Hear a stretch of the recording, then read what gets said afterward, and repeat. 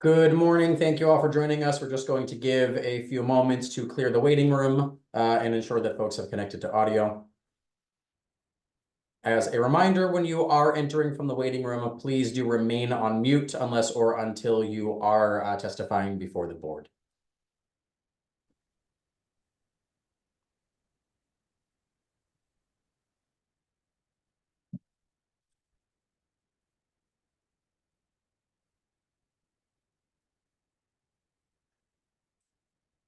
Voy a saber léeme.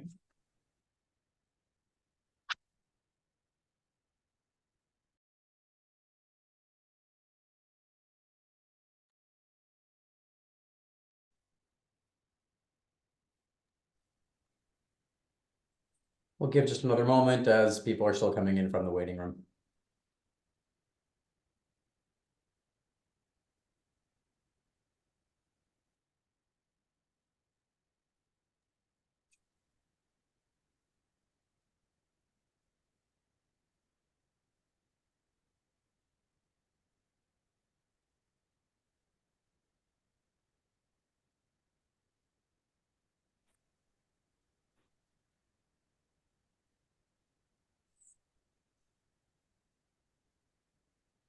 Good morning. This is a hearing before the licensing board for the city of Boston. Today is Tuesday, April 23rd, 2024. Today's hearing is being held pursuant to temporary amendments to the open meeting law. That is what allows us to meet virtually.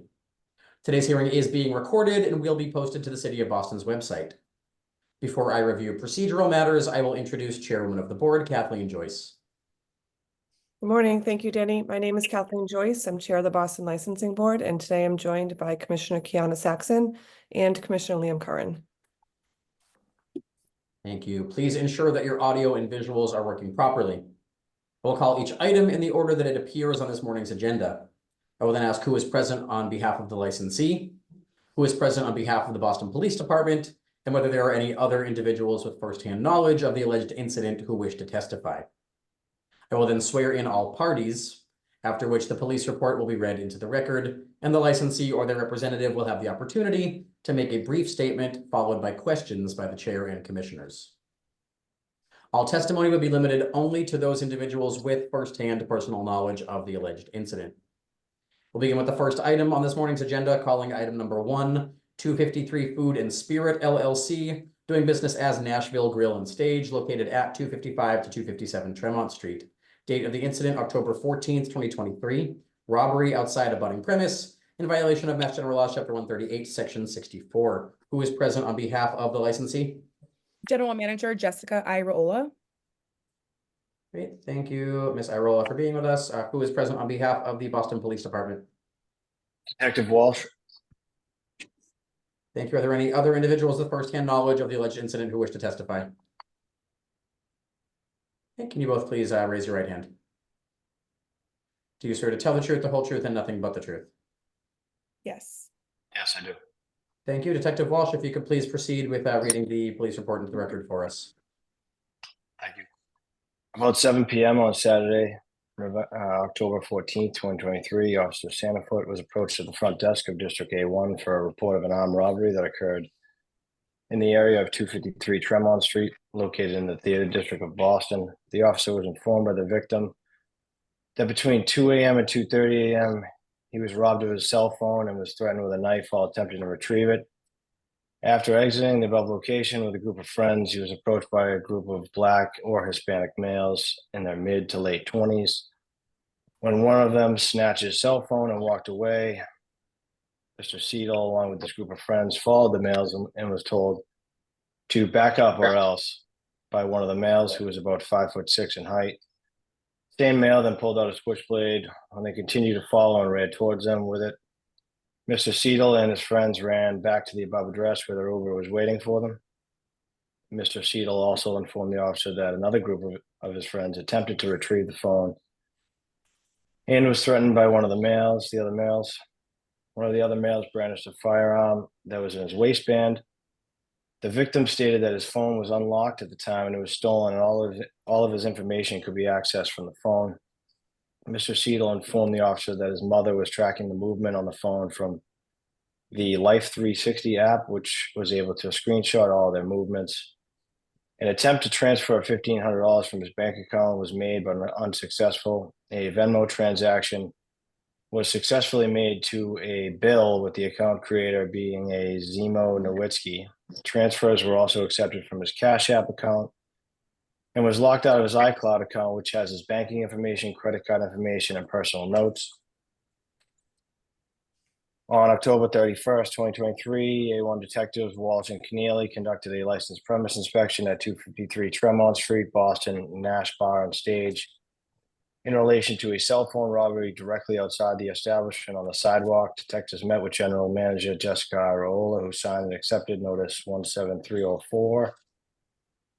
It should be noted that this incident happened on October 14th. Detective Walsh visited the bar on the 24th and spoke with Head of Security Manager Sylvie Patani, who assured Detective Walsh that the video would be saved and he would contact GM Jessica Iraola immediately for the video. Detective Walsh left his card with Mr. Patani and with his contact information. On 10/25, Detective Walsh emailed General Manager Ms. Iraola, "Hi Jessica, there was a cell phone robbery outside the bar on 10/14 between 2 and 2:30 a.m. If I could collect some video footage, it would be helpful and greatly appreciated. Feel free to call me to discuss if necessary. Thank you." On 10/26, Detective Walsh called the bar and spoke with Mr. Patani, who stated Ms. Iraola was busy with an event, but assured Detective Walsh he and him would get right on it. After not hearing back, Detective Walsh called again on 10:30 and spoke with Mr. Patani and stated urgency. And I was starting to get concerned because oftentimes video is written over after several weeks and the video is lost. Mr. Patani assured me that it would be saved and downloaded. On October 31st, Detective Walsh received an email from Ms. Iraola. "Good afternoon, Detective Walsh. I just left a voicemail regarding the requested footage from the evening of 10/14/2023 from 2 to 2:30 a.m. Please give me a call at my personal cell phone number." On 10/31, Detectives Walsh and Keneally. Sorry.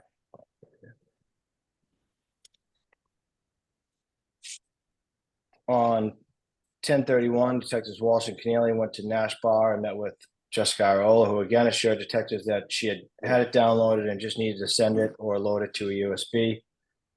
Ms. Iraola stated she would contact Detective Walsh when it was ready, or it could be emailed over if not too large of a file. On 11/1, Mr. Patani called Detective Walsh to confirm the dates and times and stated he was downloading the video. A few minutes later, Mr. Patani called Detective Walsh and stated the video had expired and was no longer available. That is all I have at this point. Thank you very much, Detective. Ms. Iraola, would you like to address the alleged incident? Yes, so everything did happen. We had a change of management, so we were trying to get into the account that was able to download the video footage.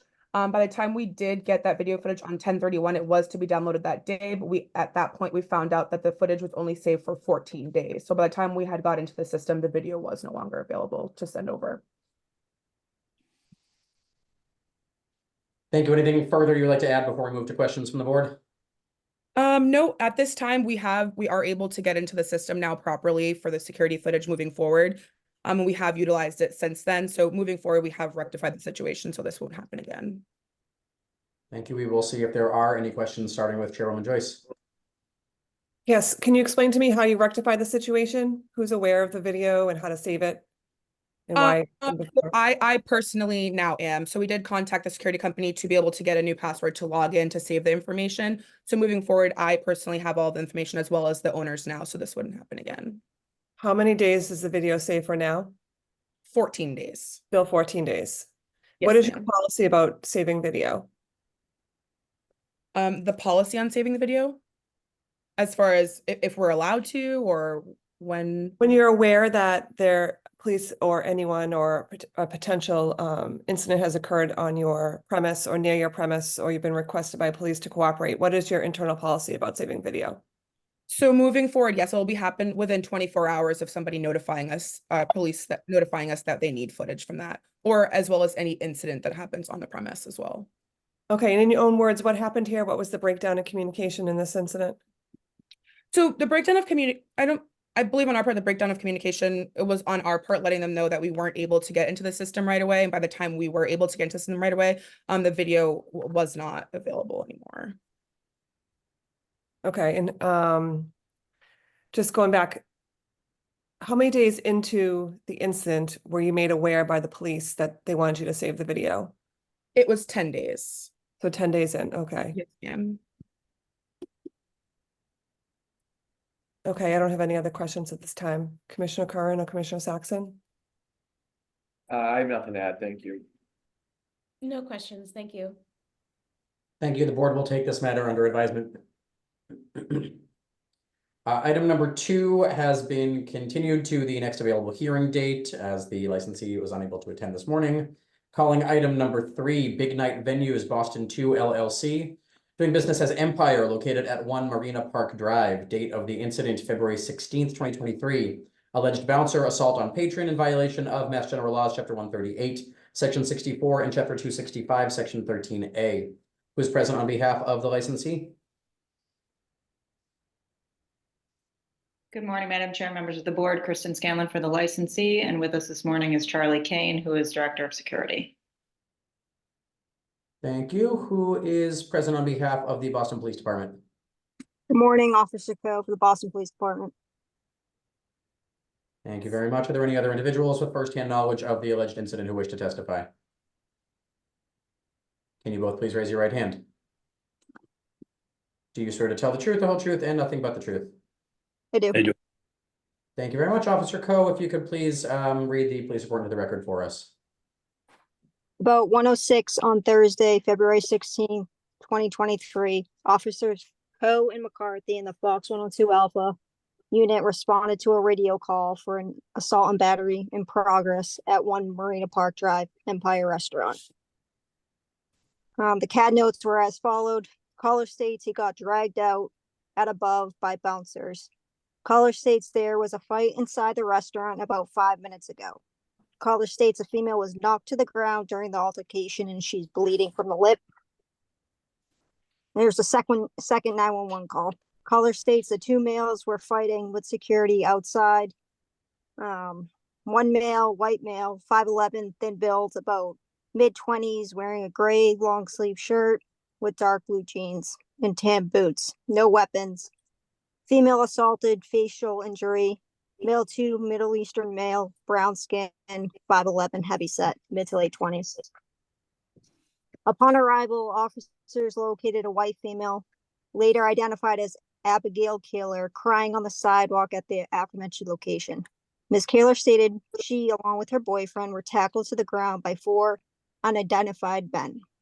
Then Ms. Kaler reported she was dragged out by the bar by Empire employees.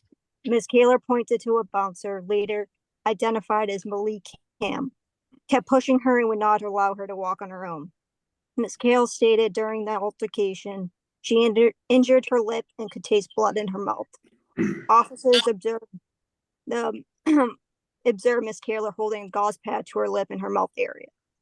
Mr. Dillahan reported that a group of unknown men pushed him and his girlfriend to the ground. Then the bouncers physically picked them up and dragged them out of the bar. Mr. Dillahan stated he injured his right knee during the confrontation. EMS arrived on scene, evaluated the victims who denied being transported to the hospital at this time.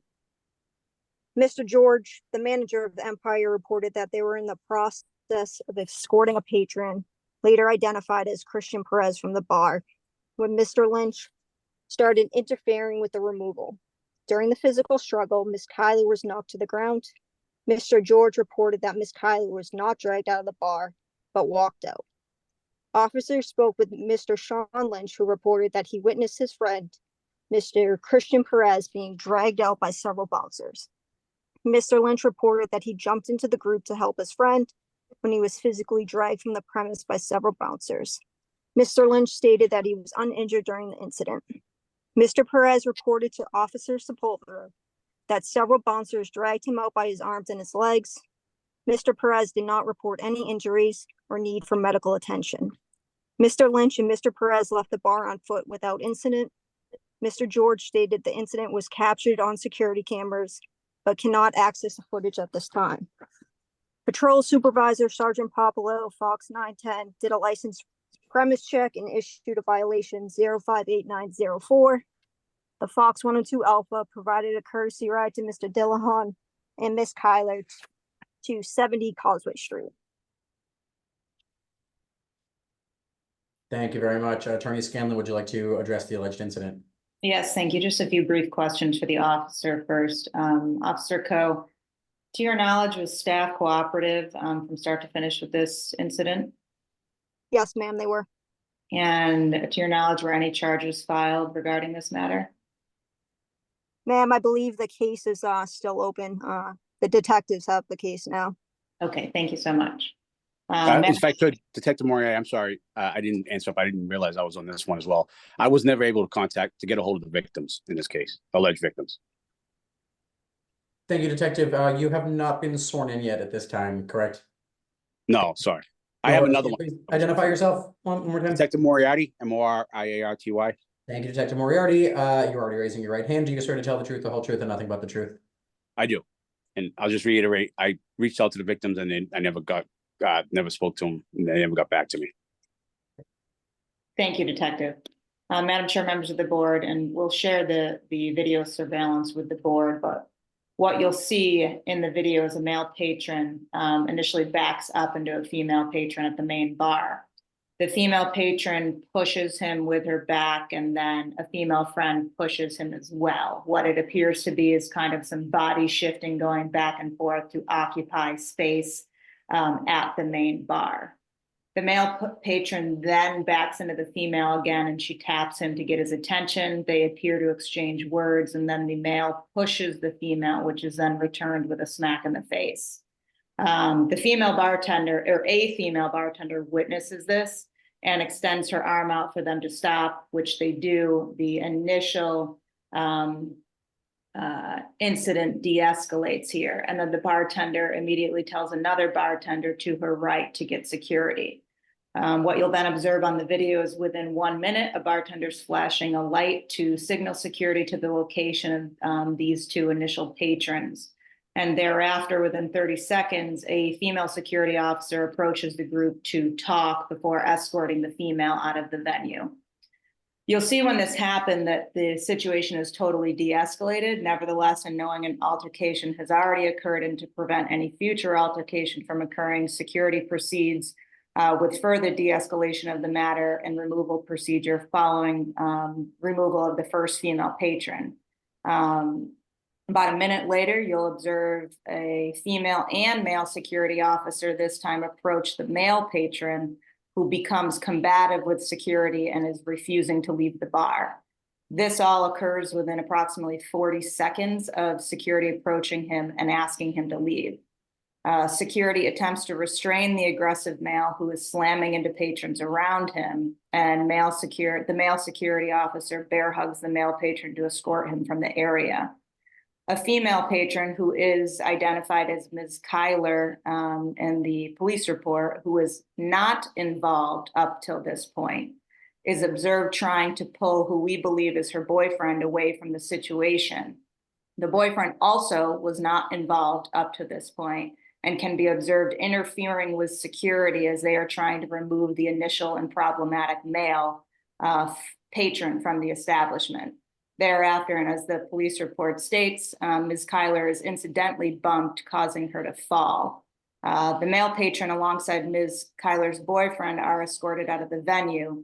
And important to note, you will see Ms. Kyler walk out on her own accord, followed by a security officer. She is not dragged, as she claimed to police. She was told she needed to leave after she got in the middle of the altercation. While an incident did occur, there's simply no evidence of assault and battery, employee on patron. And to the contrary, the licensee staff handled the incident per board and their own internal policy. They called police.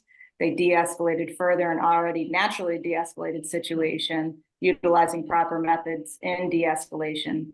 When the patron did not want to leave, the male patron, following their approach to him, he was the aggressor towards security, which you will see.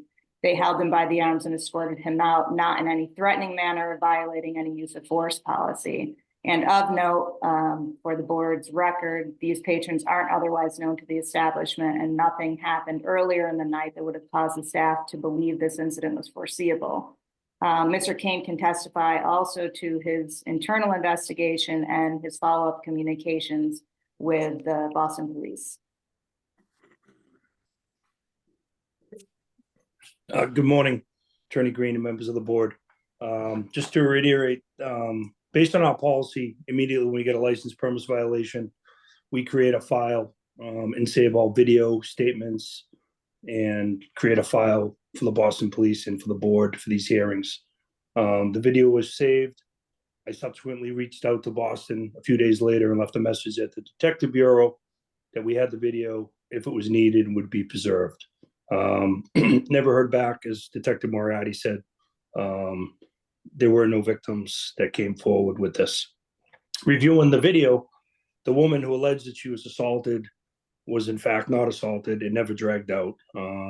If you read paragraph 4, my security manager, Kevin George's statement is right in line with the video, which I have the video, and I have a very detailed timeline if you need, that explains and walks you through the entire 6-minute incident. As Attorney Scanlon said, there was no factors that showed this arising into a situation. Security was there within seconds of the bartender advising them. I believe that they followed all the training and policies on the use of force and de-escalation in getting the patrons safely out of the establishment. And also believe that they did not assault anybody or drag anybody in any of the fashions that the people made statements. Kevin George, the security manager, did call 911. So I believe that we followed all the license premise policies were followed by the staff. Thank you, Mr. Kane. Thank you, Attorney Scanlon. Anything further before we move to questions from the board? Not at this time, thank you. Thank you. We'll see if there are any questions. Chairwoman Joyce. I have no questions, but just a request to forward the internal reports you have to the board for our review. Yes, of course. Thank you. Thank you, Commissioner Carmen. Commissioner Saxon, any questions? Yeah, just to add on, I would appreciate that timeline if you could provide it. Yeah. Thank you. No additional questions for me. Thank you. Thank you, and the board will take this matter under advisement. Please do forward the video, the internal reports, and the timeline as soon as you're able, and I'll make sure it is shared with the commissioners. Absolutely. Yes, that was sent it today, sir. Thank you. Calling item number 4, Big Night Venues Boston 4 LLC, doing business as Scorpion Bar and Restaurant, The Grand, located at 25 Northern Avenue.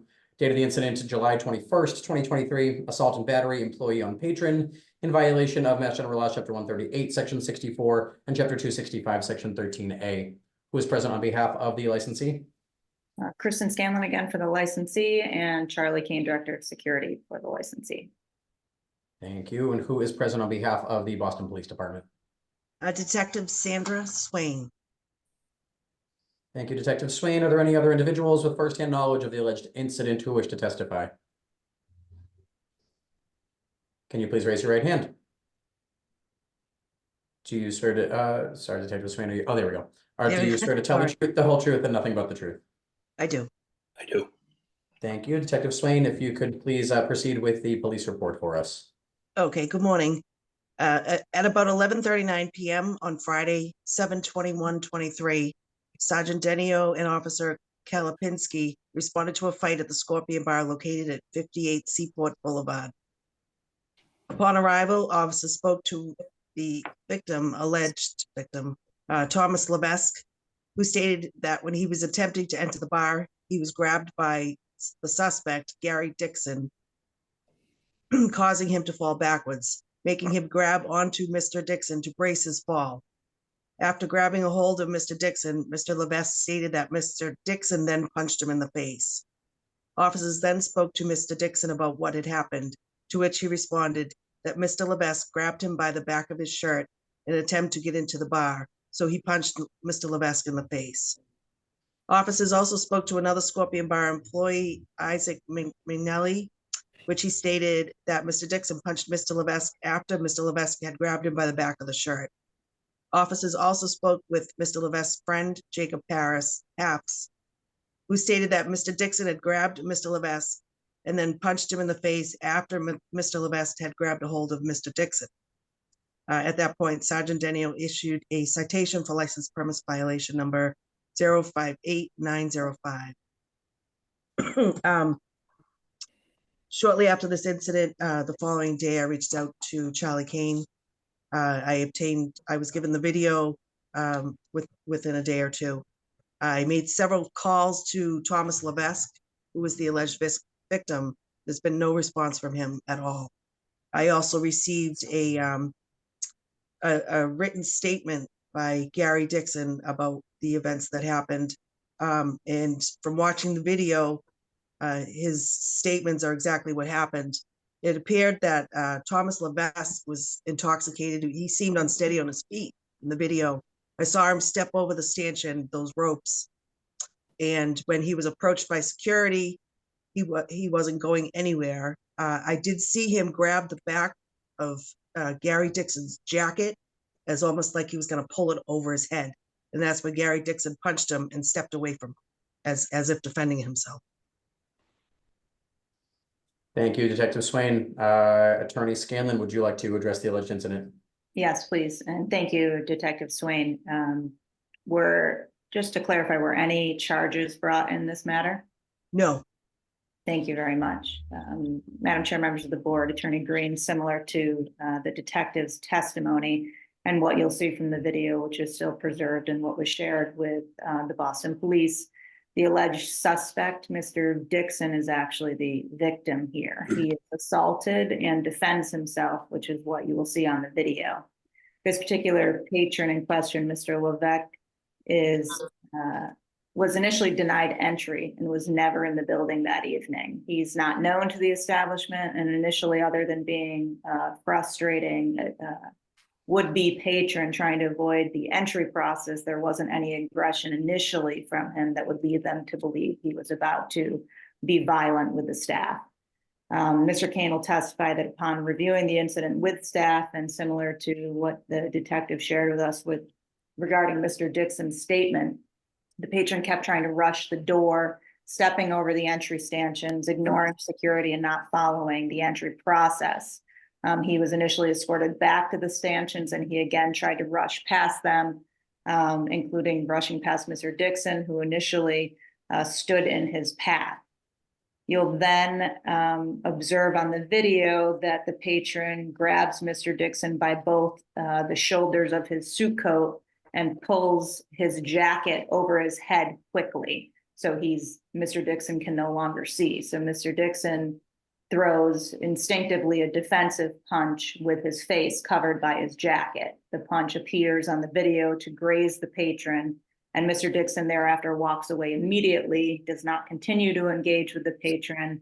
Another security officer is out there who takes over and de-escalates the situation, or attempts to, but you'll thereafter see that the patron comes back for more after pulling the jacket move on Mr. Dixon. Security continues thereafter to de-escalate the situation, calls 911 pursuant to policy and procedure. And again, in this case, it was a defensive throw, but our security staff was the victim in this matter. At this point, I'll turn it over to Mr. Kane if he has anything additional to add regarding his internal report. Good morning again. Just basically the same, that upon review, it was apparent that Gary Dixon was grabbed by both shoulders of a suit coat and his head pulled down, losing his vision. He stated he was in fear that he was going to be assaulted and threw a defensive punch to get himself away from the individual, which you can see on the video. It's almost like compared to a hockey fight move where they pull the hockey shirt over the person they're engaging in. He backs out of the jacket and immediately steps away and de-escalates and goes to a manager, and other security handle the situation with the patron still being unruly. So I feel they followed all the de-escalation, and he was actually a victim. Jason Nichols, the vice president of operations, immediately called 911 for the incident, and everybody cooperated and followed the licensed premise policies with the incident. On follow-up, I did speak with Detective Swain and sent her the video within a day and shared with her Gary Dixon's statement relative to the incident. Thank you, Mr. Kane. Thank you, Attorney Scanlon. Anything further? Not at this time, thank you. Thank you. Any questions from the board? Chairwoman Joyce. Just like to request the internal statement to be sent to the board as well as a video for our review. Will Yes. do. Thanks. Thank you, Commissioner Kern. Commissioner Saxon, any questions? None from me, thank you. Nothing additional, thank you. Thank you. The board will take this matter under advisement as well, and please do forward the video and the report as soon as you're able to. Okay, thank you, sir. Thank you. you. Calling Thank you. item number 5, Rafael Iveras, individual doing business as Latino Restaurant located at 302 Center Street in Jamaica Plain. Date of the incident, October 23rd, 2023. Assault and battery with a dangerous weapon in violation of Mass General Laws, Chapter 138, Section 64, and Chapter 265, Section 15A. Who is present on behalf of the licensee? Good morning, Attorney Green, Attorney John P. Connell from Upton, Connell, and Devlin. Good morning, Chairwoman Joyce and board members. I should have here with me the licensee, Rafael Barros. Thank you. We do see Mr. Veras. Who is present on behalf of the Boston Police Department? Good morning, Detective Matthew Becker. Officer Francisco Rodriguez. Thank you. Detective, is it possible to turn your camera on so that we can swear you in? Yeah, give me a sec here.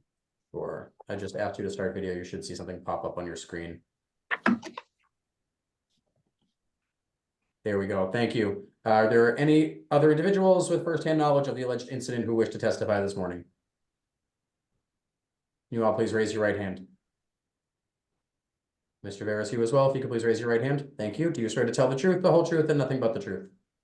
Yes, sir. Thank you. Who will be reading the police report into the record? Great, you may please Right. proceed. At about 12:20 a.m. on Monday, October 23rd, 2023, P.O. Rodriguez and P.O. Jackson, while in the Jake 101A unit and department issued body-worn cameras activated, responded to 302 Center Street Latino Restaurant for a male stab.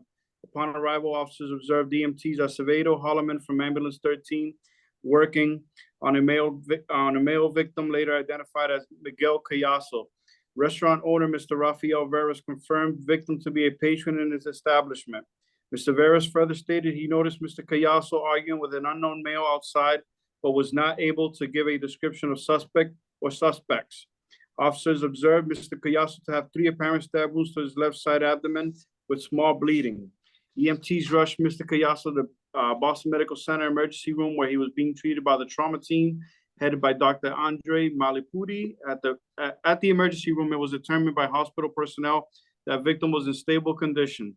P.O. Rodriguez attempted to ask Mr. Cayasso what happened on today's date, to no avail. EMTs also attempted to ask Mr. Cayasso for a description of suspect, to no avail. The Jake 101A unit, while in the ER department, were able to take custody of victims' clothing items, which included a black t-shirt, blue jeans, and pair of black sneakers. Officers were not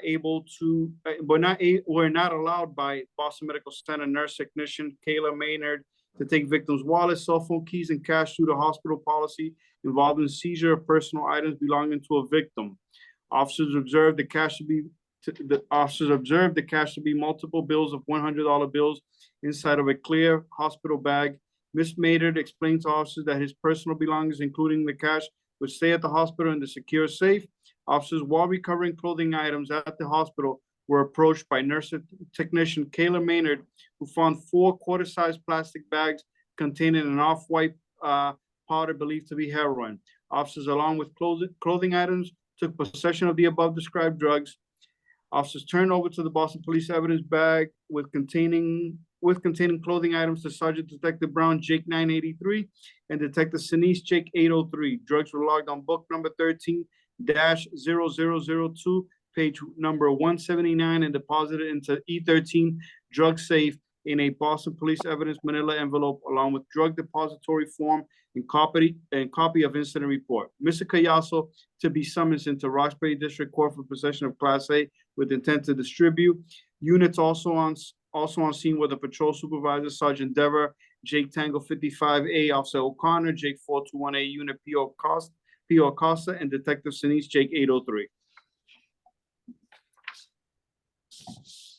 Thank you very much. Attorney Cornell, would you like to address the alleged incident? Thank you, Attorney Green. I have no questions for the officer. Mr. Veras is here to answer any questions, but let me provide a summary.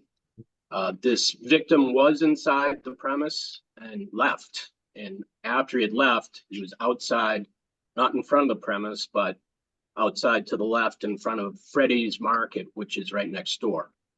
Mr. Veras, who is the licensee and manager of record, heard yelling, went out and saw the victim stabbed and applied assistance to the victim in the form of gauze to the abdomen to stem the bleeding while somebody called the police. And ambulance EMT arrived shortly thereafter. And that's the extent of Mr. Veras's participation in this matter. There was no foreseeability here, and it had nothing to do with the licensed premise. And I would add that Mr. Veras has operated this restaurant for 28 years, since 1995, with no prior violations. And he runs a pretty good store. And as I said, Mr. Veras is here if you have any questions. Thank you, Attorney Cornell. We will see if there are any questions. Chairwoman Joyce, any questions? It doesn't say who called the police. Could someone tell me who called the police? I can provide you, Chairwoman Joyce, what I know, which is that while Mr. Veras tended to the victim, he asked somebody to call the police and somebody else called the police. Like he asked another. There was another bystander there. Okay. All right, thank you. I don't have any other questions. Commissioner Curran, Commissioner Saxon, any questions? None for me. Thank you. No questions, thank you. The board will take this matter under advisement as well. Thank you. Thank you very much. Calling item number 6, Tremont 958 Restaurant Corporation, doing business as Slade's Bar and Grill, located at 958 Tremont Street in Roxbury. Date of the incident, November 11th, 2023. Assault and battery, patron on patron, in violation of Mass General Laws, Chapter 138, Section 64, and Chapter 265, Section 13A, and a robbery on premise in violation of Mass General Laws, Chapter 138, Section 64. Who is present on behalf of the licensee? Brittany Papil. Thank you, Ms. Papil. Who is present on behalf of the Boston Police Department? If Officer Doherty is not present, or Detective Selowitz, Lieutenant Detective Troy. Thank you, Lieutenant Detective. Are there any other individuals with firsthand knowledge of the alleged incident who wish to testify this morning? Can you both please raise your right hand? Do you swear to tell the truth, the whole truth, and nothing but the truth? I do. Thank you, Lieutenant Detective Troy. If you could please read the police report into the record for us. Reading from a report written on Saturday, November 11th, 2023 by an Officer James Doherty. It reads as follows. About 2:10 a.m. on Saturday, November 11, 2023, Officer Doherty, while assigned to the Delta 415, responded to a radio call for an assault and battery at 958 Tremont Street. Officer Williams and Jacobs also assisted. On arrival of the officer was met by victim Kareem Ball, who stated that inside of a blue Jeep Wrangler with New Hampshire registration in front of 108 Hammond Street, the victim was holding a jacket covering her face throughout the incident. The victim, Ball, stated she was drinking in Slade's Bar and Grill at 958 Tremont Street for about an hour prior to the officer's arrival when she was assaulted and robbed by a group of 8 people. The victim stated she met the suspects that evening, and the victim stated that they had been very friendly to her earlier in the evening. Victim stated that she got into an argument with some of the suspects in the bathroom, where the suspects made numerous comments about her being a male to female transgender. The victim stated that she then sat down at a table in the restaurant with the suspects. Victim stated that not long, one of the suspects punched her in the head. Victim stated that the rest of the group then began to beat her by punching and kicking her. The victim stated she was struck numerous times in the head and torso. Victim stated that the assault continued as she attempted to leave the restaurant, and during the struggle, the victim stated that one of the suspects stole her purse, which contained her wallet, credit cards, ID cards, and car keys. The victim was unsure if there was cash inside the wallet. The victim stated she was able to break away from the group and fled down Hammond Street towards Shawmut Ave. Victim stated it was like a tornado and stated that she could not remember when the assault stopped, when the group stopped giving her chase, or how she found her way back to her vehicle. EMTs were requested to evaluate the victim. The officer was unable to observe any victim injuries due to the victim holding a blanket over her face. The victim stated during the assault the suspect made numerous comments about the victim's transgender identity. The victim stated the group consisted of 7 black males, 1 white male, ranging in age from their 20s to 30s. The victim was unsure of any further description of the suspects. Ambulance arrived on scene and evaluated the victim. The victim had minor bruising and a cut on her head. EMTs transported the victim to Beth Israel for further investigation. Body worn cameras were activated. In addition, there's a supplementary report here. And it reads as follows. It's written by Detective Christopher Fencer, and it reads, on 11/11 at 12:23, 2023, Detective Fencer, along with Detective Nucci, responded to Slade's Bar and Grill at 958 Tremont Street and issued license premise inspection notice. And that's the extent of the incident reports. The matter was assigned to the Civil Rights, and the matter is still under investigation by detectives at the Civil Rights Unit. Thank you, Lieutenant Detective Troy. Ms. Papil, would you like to address the alleged incident? Yes, so as the story goes, I spoke to one of the victims that was involved in the fight. She called the following day. I also viewed the camera, and then I later spoke to Carmen myself on that Sunday of the 12th, and then 2 weeks later. So Carmen, inside the bar, notices a woman that is well known from the transgender, from a transgender program. She speaks to this woman, I believe her name is Shanice, and introduces herself, speaks about her situation. It's been observed and around that time that Carmen is living out of her car and parking it around the bar and other places in the South End. And so I believe that she speaks to this woman, Shanice, and asks her for housing, which they, become friendly over that conversation. Later that evening, for some reason, Carmen then approaches that group. I don't know. It's very likely that maybe somebody said something to her at the bathroom or something like that. But she goes back to the group of women that has Shanice in that group, starts a fight with them, and then fights with the women. Security breaks up that fight. Carmen is able to get away from the group, runs through Slade's back door, pulls the fire alarm as she runs out right before she runs out the back door. So there is no scuffle with security. And then she just goes through the fence area and goes to her car, parked on Hammond Street, and then waits for the police. That later on Sunday, that following week, she comes in the morning around 11. She's wrapped up in such a way, but she's very tall, like 6 something. So the bar is not very busy. So a bartender notices her. I come out from the back, go to the bathroom. She stands taller than the stall. You can't miss her. And I just, called her name. She didn't really answer, so I waited for her to exit.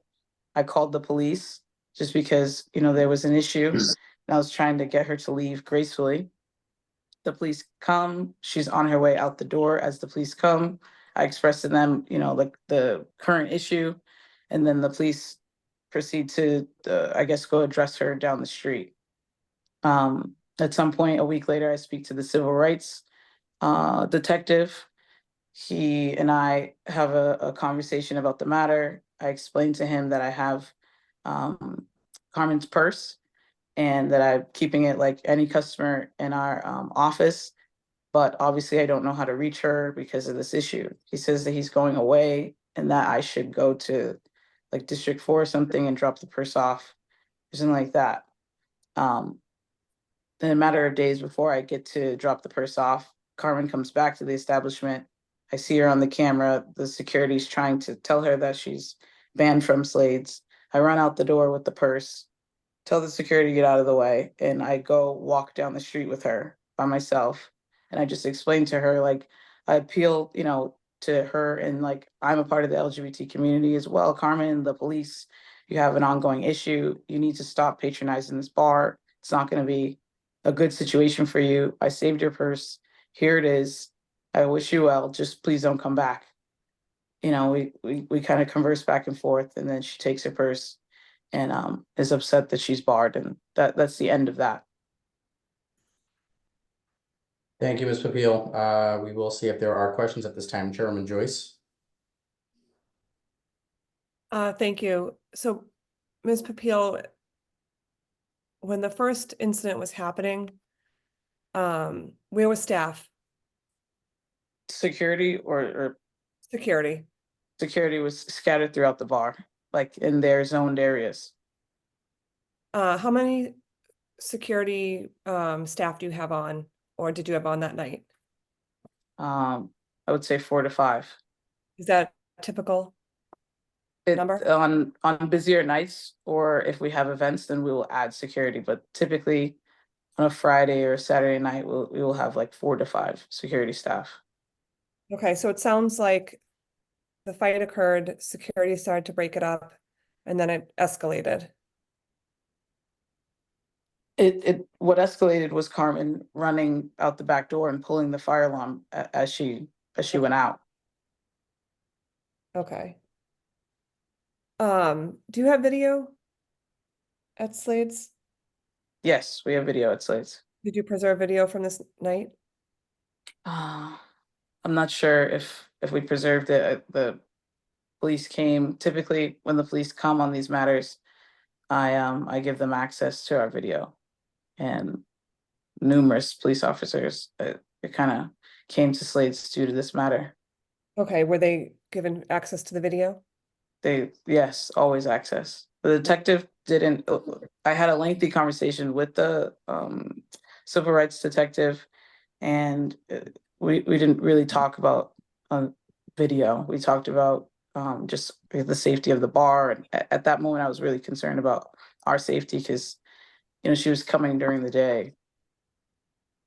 Okay, just a note for the record that should an incident like this occur again and there is a police response, you should preserve the video for yourself and for the board in case something like this comes up. Okay. It's part of your policy. I don't have any other questions. Commissioner Curran? Commissioner Saxon, any questions? I have no questions. Thank you. Commissioner Saxon, any questions? None from me, thank you. Thank you. The board will take this matter under advisement as well. Calling item number 7, Home Run Cafe Inc., doing business as Home Run Cafe, located at 1269 Massachusetts Ave in Dorchester. Date of the incident, October 30th, 2023.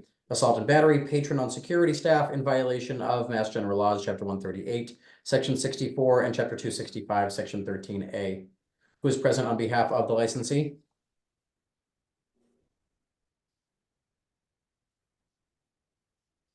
Do we have anybody with us on behalf of Home Run Cafe? Staff will contact them and we will take a second call. Calling item number 8, 425 Broadway LLC, doing business as, located at 425 West Broadway in South Boston. Date of the incident, November 20th, 2023. Assault and battery with a dangerous weapon, serious bodily injury, in violation of Mass General Laws, Chapter 138, Section 64, and Chapter 265, Section 15A. Who is present on behalf of the licensee? Good morning, Attorney Green, Madam Chair, members of the board, Leslie Delaney Hawkins with the law firm of Prince Lobel on behalf of the licensee. With me today is Cameron De Crouchow, the manager who was on duty that night, as well as Matt Casey, William Clark, and Gretchen Herbuger from the licensee. Thank you. And who is present on behalf of the Boston Police Department? Officer Michael Kelly. Detective Richard Moriarty. Thank you. Are there any other individuals with firsthand knowledge of the alleged incident who wish to testify this morning? Can you all please raise your right hand? Do you swear to tell the truth, the whole truth, and nothing but the truth? I do. Thank you. Who will be reading the police report into the record? I have a copy of the police report right here. Thank you. If you could please proceed. About 12:55 on Monday, 11/20/23, Officers Kelly and Joyce in the Fox 102 Alpha responded to a radio call for an assault in progress at Lincoln Tavern, 425 West Broadway, South Boston. Multiple C6 units responded, including Fox Alpha 1 Chicolo, Fox 422 Alpha Malore, and Fox 431 Alpha Russell. Prior to arrival, officers were made aware via Channel 6 dispatch that the suspect, later identified as Rebecca Dillon, a white female with black hair wearing all black, was leaving the scene in an unknown direction. Upon arrival, officers witnessed a large commotion in front of 425 West Broadway and were waved down by multiple witnesses, including witness 1, yelling to officers, "This is her," while pointing to a female. Officers observed a female matching the description of the suspect. Officers stopped the suspect and radioed for Boston EMS. Officer Joyce stayed with the suspect. The suspect stated to Officer Joyce, "Some random girl is being really rude. She tried to hit me in the face, so I hit her with my glass. I threw my drink at her and the glass broke." Officer Kelly proceeded into Lincoln Tavern and observed the victim, Shannon Lynch, being tended to by a staff member of the bar, Guilherme Guerrero. Guerrero was applying pressure to a laceration on the victim's forehead. Officer Kelly observed a large laceration in the center of the victim's forehead. Officer Kelly continued to apply pressure along with Guerrero until Boston EMS arrived on scene. Boston EMS A6 arrived on scene and transported the victim to Boston Medical Center for further evaluation. Officer Kelly spoke with witness 1, who stated he had witnessed the suspect and the victim appeared to be engaging in an argument. Witness 1 stated that as the suspect and the victim were arguing, the suspect's boyfriend stepped in between and was trying to get the suspect to leave. He stated the suspect then picked up a glass off the bar and threw the glass into the victim's face from a close distance. The witness stated the suspect began to leave and himself and other people in the bar attempted to stop her from leaving the scene. Officer Kelly spoke with witness 2, Guilherme Guerrero, who stated he saw a large commotion at the end of the bar and then noticed the victim bleeding profusely from her forehead. Guerrero came around the bar and grabbed towels to apply pressure to the victim's wound. Officer Kelly spoke with witness 3, Cameron DeCroto, the bar manager, who stated he observed 2 females arguing and attempted to intervene. DeCroto stated a male stepped in and then he witnessed the suspect throw a glass into the victim's face. Due to multiple witness statements and the severity of the victim's injuries, the suspect was placed under arrest and transported to District C6 and booked in the normal manner. Officer Joyce read the suspect her Miranda rights from a Boston police issue Miranda card before being transported. Officers went to Boston Medical Center to speak with the victim. The victim stated she was out at a bar with friends and was an acquaintance of the suspect. The victim stated the suspect accused her of trying to speak to the suspect's boyfriend, Jonas Rossell. The victim stated an argument ensued, and then Rossell walked over to the suspect and said, "It's time to leave." The victim stated the suspect then threw a large pint glass, which struck her in the face. Officers spoke with Dr. Brown of the Boston Medical Center, who stated the victim would need multiple stitches to fix the laceration, and the laceration would likely result in a prominent scar. The Fox Alpha 1 issued Lincoln Tavern a license premise violation 070743.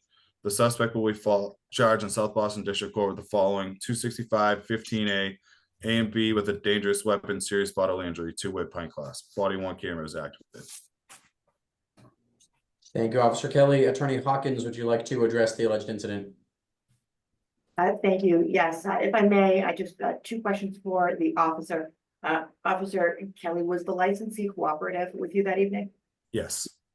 And the incident report indicates that, please recall, were you aware that it was actually the manager on duty who made that call? No, I wasn't sure. Thank you very much. No further questions. If I can, I have some questions for Cameron, who was the manager on duty that evening. Yes. Cameron, could you please state your full name and title for the record? It's Cameron DeCroto, and I'm the manager at Lincoln Tavern. And what were the staffing levels that evening? It was a Sunday night. We had 2 security, 2 bartenders, a bar back, and myself as a manager on duty. And can you explain to the board in your own words what happened that evening that you witnessed? At approximately 12:20, a group of people came in, and there was those 2 girls, Rebecca and Shannon. Approximately 30 minutes went by. I was at the end of the bar and I noticed them arguing.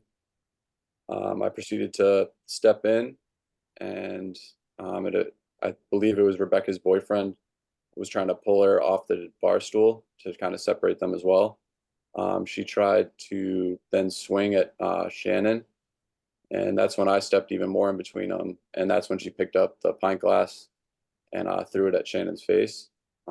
After that, I immediately called 911, and then stepped outside to see where the Rebecca and her boyfriend were heading, just to alert the police to let them know where they were going. And prior to the incident becoming violent, how long would you estimate that the two patrons were arguing? Probably about 30 seconds when I noticed it, because I was standing right by and it wasn't loud or anything, but as soon as I walked over, I could tell it was hostile. Thank you. And was there anything that occurred before that incident that would have suggested there would be any sort of conflict between the patrons? No. And did the patrons appear to know each other? Yes, they both arrived together. Thank you very much. Madam Chair, members of the board, we will submit the surveillance video this morning showing what the testimony just detailed. We respectfully submit that this was not foreseeable. It was obviously an unfortunate incident, but that staff did everything they should in accordance with their policies and procedures by attempting to de-escalate at the start of the argument, calling police and cooperating fully. And we're happy to answer any questions or provide additional information. Thank you very much, Chairman. Sir, Joyce. if I could just Yes. add something. So I was assigned the case, although there was an arrest. I went to the bar. I think the next day I was able to get the video immediately. As the board will see from the video, Cameron, started to intervene, and this could not have been stopped. The action of the suspect is so quick; it comes out of nowhere. She swings her hand, grabs the glass, and throws it all in one motion. And they were very cooperative in assisting me in getting the video and have been cooperative throughout. Thank you very much. We'll now move to see if there are any questions from the board. Chairwoman Joyce. I have no questions. Thank you. Commissioner Kern. None for me. Thank you. Commissioner Saxon, any questions? No questions, thank you. Thank you. The board will take this matter under advisement. Please do send the video when you're able to, and I will share it with the commissioners. Thank you very much. Thank you. Calling item number 9, Top Mix LLC, doing business as Top Mix Bar and Kitchen JP, located at 365 Center Street in Jamaica Plain. Date of the incident, February 24th, 2024. Persons under 21 in possession of alcohol on premise in violation of Mass General Laws, Chapter 138, Section 34A, 34C, and 6464A. Who's present on behalf of the licensee?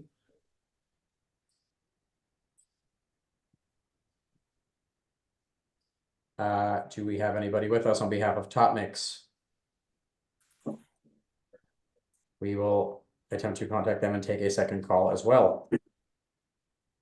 Calling item number 10, Boston Restaurant Bar and Grills LLC, located at 1263 River Street in Hyde Park. Date of the incident, February 25th, 2024. Premise operating after posted 12 a.m. close in violation of Mass General Laws, Chapter 138, Section 64. Who's present on behalf of the licensee?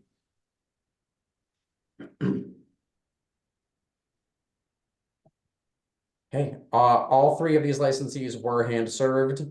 We do have that. Chairwoman Joyce, how would you like to proceed? Would you like these read into the record and proceed? Would you like us to reschedule and work with the licensees? Let's reschedule them. So that's items 7, 9, and 10. Yeah. Items 7, 9, and 10 will be rescheduled. Will be rescheduled to the next available hearing dates. Those are all the items before the board this morning. The board will vote Thursday morning, April 25th at 10 a.m. Notice has been posted to the city's website. Thank you all and enjoy the rest of your day. Thank you. Thank you.